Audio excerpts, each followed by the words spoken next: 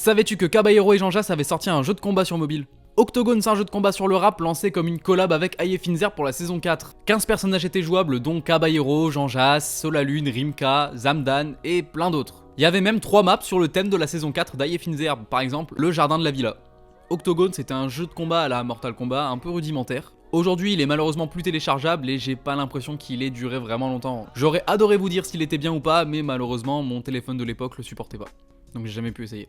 Et c'est dommage parce que l'idée elle était plutôt bonne. Tellement bonne qu'en fait, quasiment 20 ans plus tôt, le label Def Jam avait déjà eu l'idée. Def Jam Fight for New York est un jeu de combat sur toutes les grosses consoles de l'époque. Sorti en 2004, il a atteint un statut plutôt culte. Le jeu se paye même le luxe d'avoir un mode histoire dans lequel on doit créer son propre personnage et battre Snoop Dogg.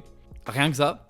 Qui dans le jeu est notre rival mafieux que l'on doit battre pour devenir le boss de la ville. Le jeu pour le coup est beaucoup plus complet, en même temps derrière c'est Electronic Arts, donc c'est normal. Le jeu est plutôt varié, il y a plusieurs styles de combat, il y a même des modes défis, le tout 100% Def Jam. De la musique aux personnages jouables, tout est à l'image du label et de ses artistes. Vous l'aurez compris, le rap et les jeux vidéo c'est une grande histoire d'amour. Que ce soit pour des concerts, pour de la promotion, ou même pour se lancer dans un projet complètement à part. Et j'espère de tout cœur qu'on aura encore à l'avenir des jeux sur le rap, c'est hyper intéressant, et il ne faut pas que les quelques projets qui se sont cassés la gueule fassent reculer tout le monde. Ce serait vraiment dommage.